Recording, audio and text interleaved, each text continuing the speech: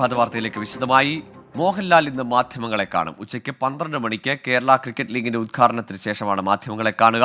Cinema മേഖലയിലെ വിവാദങ്ങളെ തുടർന്ന് അമ്മ പ്രസിഡന്റ് സ്ഥാനം രാജിവെച്ചതിന് ശേഷമുള്ള ആദ്യ പ്രതികരണമാണിത്. അഖിൽ ഷാൻസാർ ചേരുന്നുണ്ട് തിരുവനന്തപുരത്ത് നിന്ന് വിശദാംശങ്ങളുമായി. അഖിൽ, ഏറെ പ്രതീക്ഷിക്കുന്ന ഒരു പ്രതികരണമാണ്. മലയാള സിനിമാ ഇൻഡസ്ട്രിയിലെ ഏറ്റവും മുതിർന്ന രണ്ട് താരങ്ങൾ, മോഹൻലാലിന്റെയും മമ്മൂട്ടിയുടെയും പ്രതികരണം, അത് ഹേമ കമ്മിറ്റി റിപ്പോർട്ടിലാകട്ടെ, അതിനുശേഷം അമ്മ ഭരണസമിതി പിരിച്ചുവിട്ട ശേഷം പോലും ഒരു മാധ്യമങ്ങളെ കാണാനോ ചോദ്യങ്ങളെ നേരിടാനോ മോഹൻലാൽ തയ്യാറായിരുന്നില്ല. ആ ഘട്ടത്തിൽ ഇന്നിങ്ങനെ ഒരു ഔദ്യോഗികമായി തന്നെ ഇത്തരത്തിലൊരു വാർത്താ സമ്മേളനം അല്ലെങ്കിൽ മാധ്യമങ്ങളുടെ മുന്നിലെത്തുമെന്ന് അറിയിക്കുന്നുണ്ടോ മോഹൻലാൽ?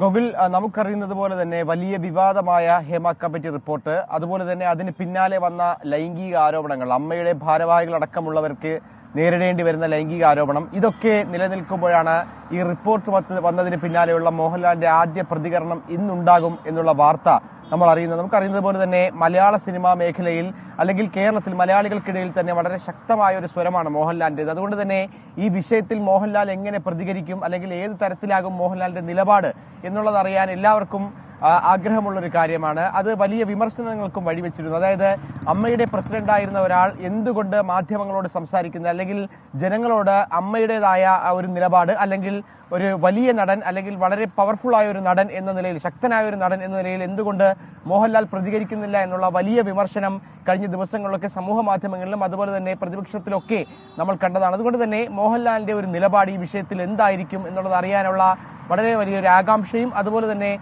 അതിന്റെ പ്രാധാന്യവും വളരെ ഏറെയാണ്. എന്തായാലും ഇന്ന് ഉച്ചയ്ക്ക് 12 മണിക്കാണ് ഹയാത്തിൽ അദ്ദേഹത്തിന്റെ വാർത്താ സമ്മേളനം നടക്കുന്നത്. തിരുവനന്തപുരത്തെ ഹോട്ടൽ ഹയാത്തിലാണ് ഈ വാർത്താ സമ്മേളനം.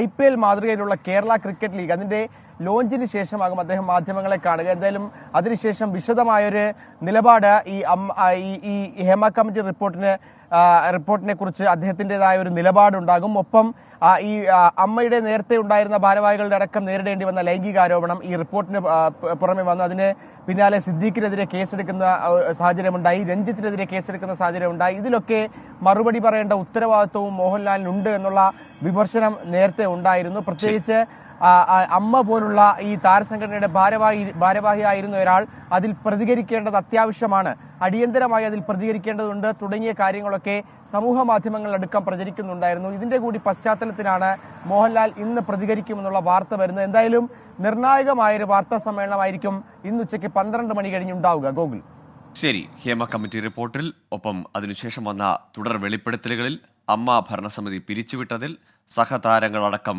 വലിയ ആരോപണങ്ങൾ നേരിടുന്ന സാഹചര്യത്തിൽ എന്തായിരിക്കും മോഹൻലാലിന്റെ പ്രതികരണം? അമ്മ പ്രസിഡന്റ് സ്ഥാനം രാജിവെച്ചെങ്കിലും ആ തീരുമാനത്തിൻ്റെതടക്കം സാങ്കത്യം എന്ന് അദ്ദേഹം വിശദീകരിക്കുമെന്നാണ് പ്രതീക്ഷിക്കുന്നത്. അഖിൽ ഷാൻസാറാണ് വിശദാംശങ്ങൾ നൽകിയത്. മുകേഷിന്റെ രാജിക്കാര്യം ഉൾപ്പെടെ ചർച്ച ചെയ്യുന്നതിനായി CPIM സംസ്ഥാന സമിതി യോഗം ഇന്ന് ചേരും. കൊല്ലം ജില്ലയിൽ നിന്നുള്ള സംസ്ഥാന സമിതി അംഗങ്ങളുടെ അഭിപ്രായം അറിഞ്ഞ ശേഷമാകും മുകേഷിന്റെ രാജിക്കാര്യത്തിൽ അന്തിമ തീരുമാനമെടുക്കുക. മുകേഷിനെ കൂടി കേൾക്കാൻ CPIM നേതൃത്വം തീരുമാനിച്ചിട്ടുണ്ട്. ഇന്നലെ ചേർന്ന സംസ്ഥാന സെക്രട്ടേറിയറ്റ് യോഗത്തിൽ മുകേഷിന്റെ രാജിക്കാര്യം ചർച്ചയായില്ല. ഘടകകക്ഷികളും CPIM കേന്ദ്ര നേതൃത്വത്തിലെ മുതിർന്ന വനിതാ നേതാക്കളും മുകേഷിന്റെ രാജി ആവശ്യപ്പെട്ട സാഹചര്യത്തിൽ സംസ്ഥാന സമിതിയുടെ തീരുമാനം നിർണായകമാണ്. തന്നെ ബ്ലാക്ക്മെയിൽ ചെയ്യുകയാണെന്ന് വാദം സാധൂകരിക്കാൻ ആവശ്യമായ തെളിവുകൾ മുകേഷ് പാർട്ടി നേതൃത്വത്തിന് കൈമാറുമെന്നാണ് സൂചന. കഴിഞ്ഞ ദിവസം ചേർന്ന കൊല്ലം ജില്ലാ കമ്മിറ്റി യോഗത്തിൽ മുകേഷിനെതിരെ രൂക്ഷമായ വിമർശനമാണ് ഉയർന്നത്. ഇത് സംസ്ഥാന സമിതിയിലും ആവർത്തിച്ചാൽ മുകേഷിന് MLA സ്ഥാനം രാജിവെക്കേണ്ടി വരും. ബലാത്സംഗ കേസിനെ തുടർന്ന് മുകേഷ് നിയമസഭാംഗത്വം രാജിവെക്കണമെന്നാവശ്യപ്പെട്ട് പ്രതിപക്ഷ സംഘടനകൾ സമരം തുടരുന്നു. കൊല്ലത്ത് യൂത്ത് കോൺഗ്രസ് MLA ഓഫീസിലേക്ക് മാർച്ച് നടത്തും. യൂത്ത് കോൺഗ്രസ് സംസ്ഥാന അധ്യക്ഷൻ രാഹുൽ മാങ്കൂട്ടത്തിൽ മാർച്ച് ഉദ്ഘാടനം ചെയ്യും.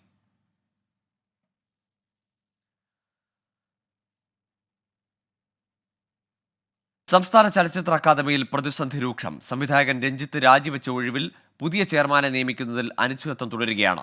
ബീന പോൾ, ഷാജി N കരുൺ എന്നിവരുടെ പേരുകളാണ് ഉയർന്നു കേൾക്കുന്നത്. എന്നാൽ 2 പേരുടെ കാര്യത്തിലും ചിലർക്ക് എതിർപ്പുകളുണ്ട്. സിനിമാ നയരൂപീകരണ ചർച്ചയും എങ്ങും എത്തിയിട്ടില്ല.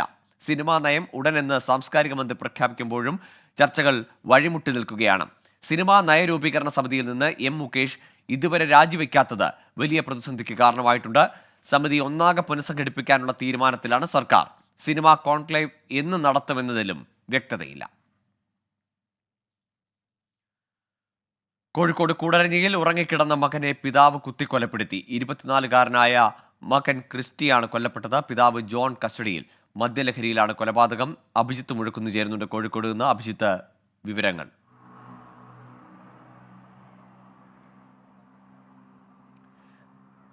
ഗോകുൽ, ഈ ദാരുണമായ കൊലപാതകം നടക്കുന്നത് ഇന്ന് പുലർച്ചെയാണ്. ഉറങ്ങിക്കിടന്നിരുന്ന മകനെ പിതാവ് കത്തി ഉപയോഗിച്ച് കുത്തിക്കൊലപ്പെടുത്തുകയായിരുന്നു. കഴിഞ്ഞ ദിവസം രാത്രി മദ്യപിച്ചെത്തിയ ജോൺ ബന്ധുവീട്ടിൽ ചില പ്രശ്നങ്ങൾ ഉണ്ടാക്കിയിരുന്നു. സ്ഥിരമായി മദ്യപിക്കുന്ന ഒരാളാണ് ഈ ജോൺ എന്നാണ് നമ്മൾ മനസ്സിലാക്കുന്നത്. ഇങ്ങനെ പ്രശ്നങ്ങൾ ഉണ്ടാക്കുന്ന ഒരാളാണ് ജോൺ എന്നുള്ളതാണ് അറിവ്. ഇങ്ങനെ കഴിഞ്ഞ ദിവസം ബന്ധുവീട്ടിലെത്തി ജോൺ പ്രശ്നമുണ്ടാക്കുകയും ഇതിനു പിന്നാലെ മകനായ ക്രിസ്റ്റി എത്തി പിതാവിനെ വീട്ടിലേക്ക് തിരികെ കൊണ്ടുവരികയും ചെയ്തിരുന്നു. തുടർന്ന് ഇവർ ഉറങ്ങിക്കിടന്ന ശേഷം ഇന്ന് പുലർച്ചെ ഏതാണ്ട് 2 മണിയോടടുപ്പിച്ചാണ് ഈ പിതാവ് മകന്റെ നെഞ്ചിൽ കത്തി ഉപയോഗിച്ച് കുത്തിയത്. ഗുരുതരമായി പരിക്കേറ്റ ഈ ക്രിസ്റ്റിയെ ഉടൻ തന്നെ നാട്ടുകാരെത്തി ആശുപത്രിയിലേക്ക് മാറ്റിയിരുന്നു. പക്ഷേ ജീവൻ രക്ഷിക്കാനായില്ല. വളരെ ഗുരുതരമായ പരിക്കായിരുന്നു എന്നുള്ളതാണ് നമ്മൾ അറിയുന്നത്. ഏതായാലും ഈ ജോണിനെ ഉടൻ തന്നെ തിരുവമ്പാടിയിൽ നിന്ന് പോലീസ് എത്തി നിലവിൽ കസ്റ്റഡിയിലെടുക്കുകയും ചെയ്തിട്ടുണ്ട്. മദ്യപാനം ചോദ്യം ചെയ്തതിൽ പ്രകോപിതനായാണ് മദ്യലഹരിയിലുണ്ടായിരുന്ന ഇയാൾ ഈ ജോൺ മകനെ കുത്തിക്കൊലപ്പെടുത്തിയത് എന്നുള്ളതാണ് നിലവിൽ മനസ്സിലാക്കാനായി കഴിയുന്നത്. ഗോകുൽ, ശരി, തിരുവമ്പാടിയിലാണ് മദ്യലഹരിയിൽ പിതാവ് മകന്റെ ജീവൻ എടുത്തത്. അഭിജിത്ത് മുഴക്കുന്നാണ് വിശദാംശങ്ങൾ നൽകിയത്. ഹൈറിച്ച് സാമ്പത്തിക തട്ടിപ്പ് കേസിൽ വീണ്ടും ED നടപടി. ഹൈറിച്ച് ഉടമകളുടെയും പ്രൊമോട്ടർമാരുടേതും അടക്കം സ്വത്ത് കണ്ടുകെട്ടി. 33.7 കോടി രൂപയുടെ സ്വത്താണ് ED കണ്ടുകെട്ടിയത്. അശ്വിൻ പാലാഴി ചേരുന്നുണ്ട് വിശദാംശങ്ങളുമായി. അശ്വിൻ, ഈ ഹൈറിച്ചിനെതിരെ നടപടികൾ വരുമ്പോഴും ഒരു വശത്ത് ഇതിന്റെ പ്രൊമോട്ടർമാർ ഇപ്പോഴും തിരിച്ചെത്തും, അല്ലെങ്കിൽ ഇതിലേക്ക് വീണ്ടും നിക്ഷേപം ആകർഷിക്കാനുള്ള ശ്രമങ്ങളൊക്കെ നടത്തുന്നുണ്ടായിരുന്നല്ലോ. കടുത്ത നടപടിയിലേക്ക് ED വീണ്ടും കടന്നിരിക്കുന്നു അല്ലേ? തീർച്ചയായും ഗൂഗിൾ, EDയുടെ ഇപ്പോഴത്തെ നടപടി അത് അതിവേഗമുള്ള നടപടി എന്ന് പറയേണ്ടി വരും. കാരണം ഈ കേസുമായി ബന്ധപ്പെട്ട കുറ്റപത്രം ഇന്ന് കലൂരിലുള്ള PMLA കോടതിയിൽ സമർപ്പിക്കുകയാണ്. അതിന് മുന്നോടിയായാണ് 33.7 കോടി രൂപയുടെ സ്വത്ത് കണ്ടുകിട്ടുന്ന നടപടിയിലേക്ക് ED കടന്നത് എന്നുള്ളതാണ് ഏറ്റവും പ്രധാനപ്പെട്ട കാര്യം. കഴിഞ്ഞ അന്വേഷണ കാലയളവിൽ 244 കോടി രൂപയുടെ സ്വത്ത് മരവിപ്പിക്കുകയും ചെയ്തിരുന്നു. അതിന് പിന്നാലെയാണ് സ്വത്ത് കണ്ടുകിട്ടുന്ന നടപടികളിലേക്ക് കൂടി അതിവേഗം ED കടന്നത് എന്നുള്ളതാണ് എടുത്തു പറയേണ്ട കാര്യം. ഒപ്പം കഴിഞ്ഞ ദിവസങ്ങളിൽ ഈ കേസുമായി ബന്ധപ്പെട്ട കൂടുതൽ നടപടികളിലേക്ക് ED കടക്കുകയും ചെയ്തിരുന്നു. ഇന്നലെ രാത്രിയോടുകൂടി കണ്ടുകെട്ടിയെന്ന് ED അറിയിച്ചിരിക്കുന്ന സ്വത്ത് അത് ഉടമകളുടെ മാത്രം പേരിലുള്ളതല്ല. അത് ഉടമയായ KD പ്രതാപൻ, ഭാര്യ ശ്രീന എന്നിവർക്ക് പുറമെ 15 പ്രൊമോട്ടർമാരുടെ സ്വത്ത് കൂടിയാണ് കണ്ടുകെട്ടിയിരിക്കുന്നത്. ഈ ഉടമകൾക്ക് പുറമെ ഈ 15 പ്രൊമോട്ടർമാരെയും കേസിൽ പ്രതി ചേർത്തുകൊണ്ടുകൂടിയാണ് ഇന്ന് ED കുറ്റപത്രം സമർപ്പിക്കുക എന്നുള്ള വിവരമാണ് ലഭിക്കുന്നത്. എന്തായാലും രാവിലെ 11 മണിയോടുകൂടി കലൂരിലെ PMLA കോടതിയിൽ ഈ കേസുമായി ബന്ധപ്പെട്ട കുറ്റപത്രം സമർപ്പിക്കാൻ ഒരുങ്ങുന്നതിനിടെ ഉള്ള ഈ സ്വത്ത് കണ്ടുകെട്ടൽ ഇന്നലെ രാത്രിയോടുകൂടിയാണ് ED പുറത്തുവിട്ടത്. കൂടുതൽ ആളുകളിലേക്ക് ഇതിന്റെ അന്വേഷണം കഴിഞ്ഞ ദിവസങ്ങളിലെല്ലാം ഈ അന്വേഷണ കാലയളവിൽ വ്യാപിച്ചിരുന്നു. അതിനിടെയാണ് പ്രൊമോട്ടർമാർ സജീവമായി വീണ്ടും രംഗത്തിറങ്ങി എന്നുള്ളൊരു വാർത്ത ആ കാലഘട്ടത്തിൽ ED കണ്ടെത്തിയത്. അതിന് പിന്നാലെയാണ് പ്രൊമോട്ടർമാരടക്കമുള്ള ആളുകളെ പ്രതി ചേർത്തുകൊണ്ടുള്ള കുറ്റപത്രം ഇന്ന് സമർപ്പിക്കുന്നത്. ഗൂഗിൾ, ശരി, ഹൈറിച്ച് സാമ്പത്തിക തട്ടിപ്പ്, കോടികളുടെ തട്ടിപ്പിൽ വീണ്ടും EDയുടെ സ്വത്ത് കണ്ടുകെട്ടൽ നടപടി എന്ന വിവരമാണ് വന്നത്. അശ്വിൻ പാലാഴിയാണ് വിശദാംശങ്ങൾ പങ്കുവച്ചത്. സംസ്ഥാനത്ത് ശക്തമായ മഴ തുടരുമെന്ന് കേന്ദ്ര കാലാവസ്ഥാ വകുപ്പിന്റെ മുന്നറിയിപ്പ്. തിരുവനന്തപുരം, കൊല്ലം, തൃശൂർ, പാലക്കാട് ഒഴികെയുള്ള 10 ജില്ലകളിലും ഇന്ന് യെല്ലോ അലർട്ടാണ്. നാളെ 5 ജില്ലകളിൽ യെല്ലോ അലർട്ട് പ്രഖ്യാപിച്ചിട്ടുണ്ട്. മലയോര തീരദേശ മേഖലകളിലുള്ളവർ ജാഗ്രത പാലിക്കണം. മഴയ്ക്കൊപ്പം ഇടിമിന്നലിനും ശക്തമായ കാറ്റിനും സാധ്യതയുണ്ട്. വടക്ക് കിഴക്കൻ അറബിക്കടലിൽ രൂപപ്പെട്ട അസ്ന ചുഴലിക്കാറ്റിന്റെ ഫലമായി സെപ്റ്റംബർ 3 വരെ മഴ തുടരുമെന്ന് കാലാവസ്ഥാ വകുപ്പ് അറിയിച്ചു. വടക്കൻ ജില്ലകളിലാണ് കൂടുതൽ മഴയ്ക്ക് സാധ്യത. കേരള, ലക്ഷദ്വീപ്, കർണാടക തീരങ്ങളിൽ മീൻപിടുത്തത്തിന് വിലക്ക് തുടരും. ഉരുൾപൊട്ടൽ ദുരന്തം നേരിട്ട മുണ്ടക്കൈ ചൂരൽമല നിവാസികൾക്ക് കൈത്താങ്ങായി 24 കണക്റ്റിന്റെ എന്റെ കുടുംബം വയനാടിനൊപ്പം എന്ന പരിപാടിയുടെ സന്ദേശവുമായി ഇന്ന് മെഗാ ബൈക്ക് റാലി നടക്കും. വയനാട് ടൂറിസം കൂട്ടായ്മയുടെ നേതൃത്വത്തിൽ നടക്കുന്ന rally T Siddique MLA flag off ചെയ്യും. രാഹുൽ സുരേഷിന്റെ വിശദാംശങ്ങളുമായി. രാഹുൽ, വലിയൊരു സന്ദേശം ഉൾക്കൊള്ളുന്ന വലിയൊരു മഹാസമ്മേളനത്തിന്, അത് ഒരുപാട് പേർക്ക് കൈത്താങ്ങാവാൻ പോകുന്ന ഒരു സംഗമത്തിന് കൂടിയാണ് നാളെ വയനാട് സാക്ഷ്യം വഹിക്കാൻ പോകുന്നത്. അതിൻ്റെ വിളംബര ജാഥ, അതിൻ്റെ ക്രമീകരണങ്ങൾ എങ്ങനെയാണ്?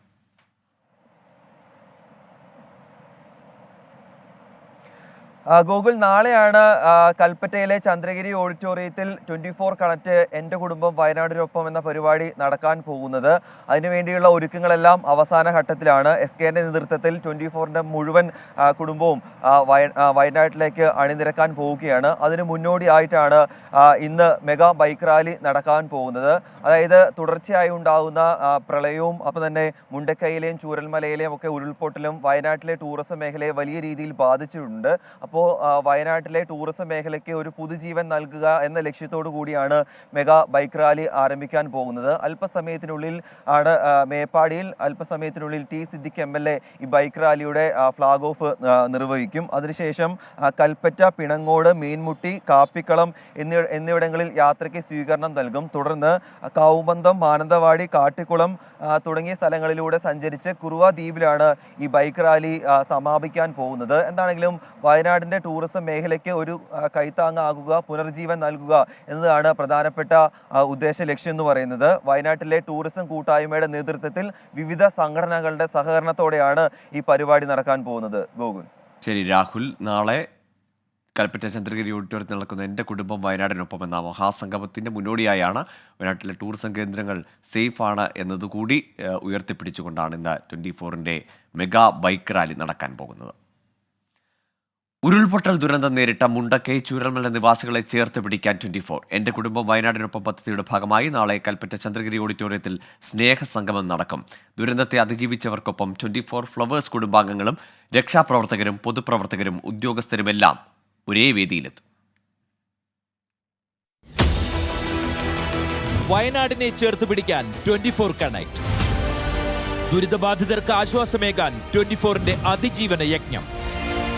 എന്റെ കുടുംബം വയനാടിനൊപ്പം. പ്രേക്ഷകരുടെ സംസ്ഥാന സമ്മേളനത്തിനും മലപ്പുറം ജില്ലാ സമ്മേളനത്തിനും ശേഷം 24 ഫ്ലവേഴ്സ് കുടുംബാംഗങ്ങൾ വയനാട്ടിലേക്ക്.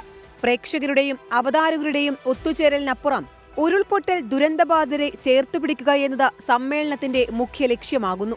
24 പ്രേക്ഷകരുടെ ജില്ലാ സമ്മേളനത്തിന്റെ ഭാഗമായി 24 കണക്റ്റുമായി സഹകരിച്ചാണ് എന്റെ കുടുംബം വയനാടിനൊപ്പം പദ്ധതി ആസൂത്രണം ചെയ്തിട്ടുള്ളത്. നമ്മൾ 24 കണക്ട് ഒപ്പമുണ്ട്. വയനാടിനെ നമ്മൾ അണച്ചു നിർത്തും. വയനാടിൻ്റെ ദുഃഖങ്ങൾ പങ്കിടാൻ നമ്മളൊപ്പം ഉണ്ടാകും. ഇനി അതിജീവനത്തിൻ്റെ നാളുകളാണ്. മുന്നോട്ടുള്ള യാത്രയിൽ വയനാട് ഒറ്റയ്ക്കല്ല.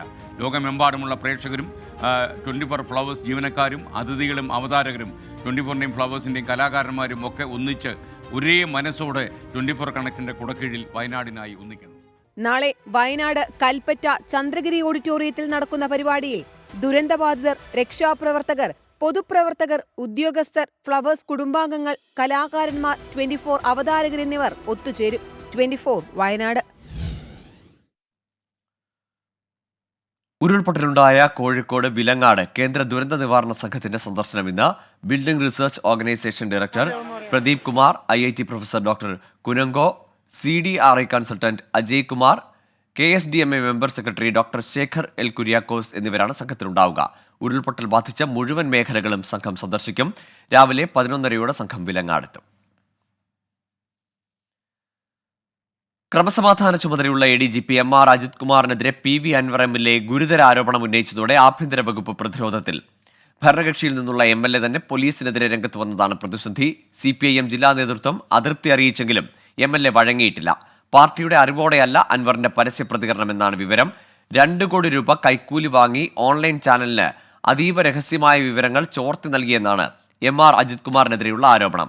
ADGPയെ സസ്പെൻഡ് ചെയ്യണമെന്നാണ് MLAയുടെ ആവശ്യം.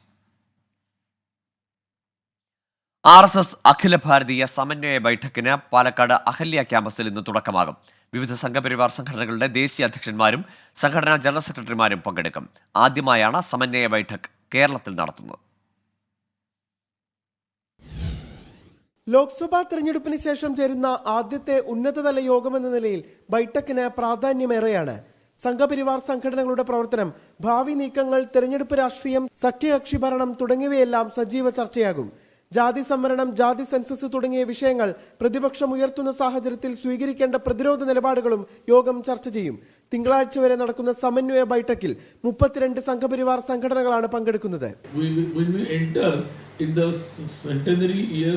Completion of centenary year in 2025 Vijayadashmi. So here all organizations, they will also discuss they will also say about their plans, their possibilities to participate in these 5 initiatives. Sarsanghchalak doctor Mohan Bhagwat, general secretary Dattatreya Hosabale, മറ്റ് സംഘടനാ ഭാരവാഹികൾ എന്നിവർ മുഴുവൻ സമയം പങ്കെടുക്കും. BJP ദേശീയ അധ്യക്ഷൻ JP Nadda, സംഘടനാ ജനറൽ സെക്രട്ടറി BL സന്തോഷ് എന്നിവരും ബൈഠക്കിനെത്തും. കേരളത്തിലെ BJP മുന്നേറ്റവും വരാനിരിക്കുന്ന ഉപതെരഞ്ഞെടുപ്പുകളും ചർച്ചയാകും.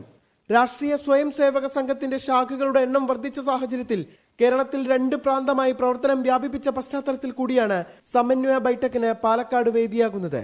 24 പാലക്കാട്. വയനാട് മുണ്ടക്കൈ ഉരുൾപൊട്ടലിനെ തുടർന്ന് മാറ്റിവെച്ച നെഹ്റു ട്രോഫി വള്ളംകളി ഇക്കൊല്ലം ഉപേക്ഷിച്ചേക്കുമെന്ന് സൂചന. സർക്കാർ സഹായം ലഭിക്കില്ലെന്ന് മന്ത്രി PA മുഹമ്മദ് റിയാസ് വ്യക്തമാക്കിയതായി Kerala boat racers federation coordination committee അറിയിച്ചു. അതേസമയം മന്ത്രിയുടെ മണ്ഡലത്തിൽ വാട്ടർ ഫെസ്റ്റിന് കോടികൾ അനുവദിച്ചത് വിവാദമായി. നെഹ്റു ട്രോഫി വള്ളംകളി റദ്ദാക്കരുതെന്നാവശ്യപ്പെട്ട് KC വേണുഗോപാൽ MP മുഖ്യമന്ത്രിക്ക് കത്ത് നൽകി.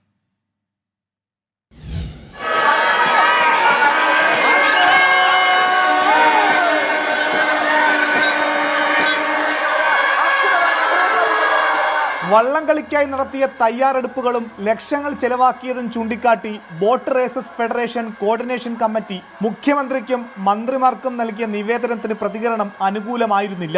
ചാമ്പ്യൻസ് ബോട്ട് ലീഗായ CBL ഇത്തവണ ഇല്ലെന്ന് സർക്കാർ നേരത്തെ തീരുമാനിച്ചിരുന്നു.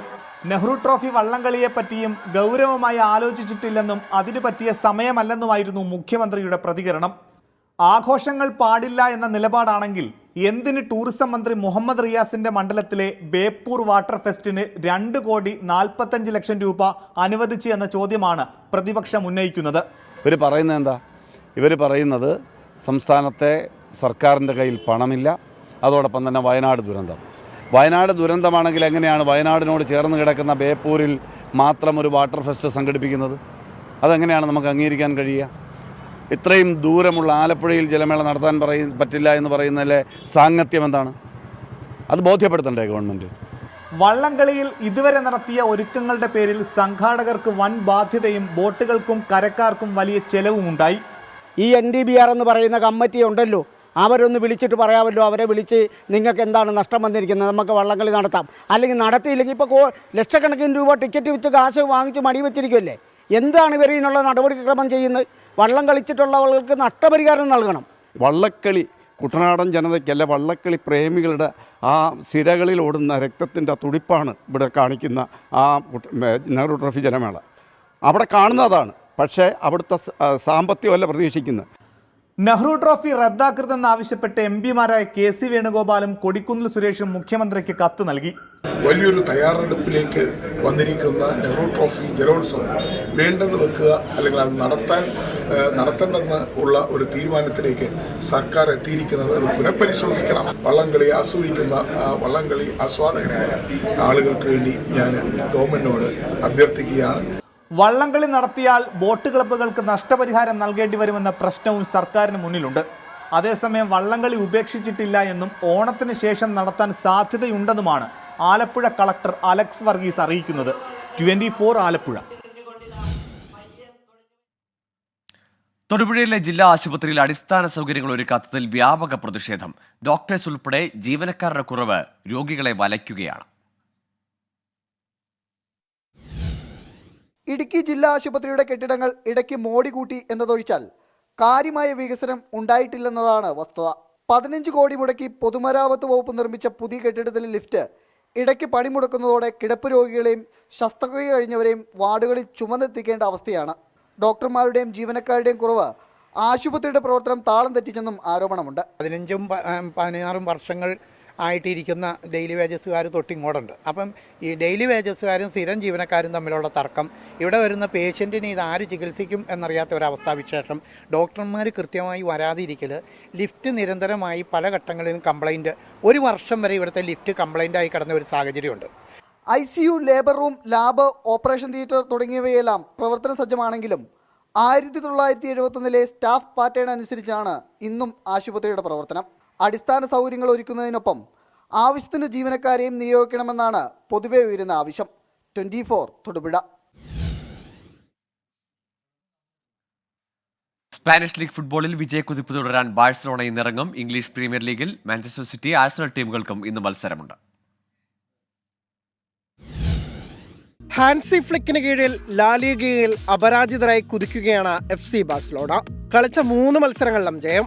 രാത്രി 8:30 നടക്കുന്ന മത്സരത്തിൽ വയാഡോളിഡിനെ നേരിടുമ്പോൾ കറ്റാലൻസിന്റെ ലക്ഷ്യം 4ാം ജയവും പോയിന്റ് പട്ടികയിലെ 1ാം സ്ഥാനം ഊട്ടിയുറപ്പിക്കലും.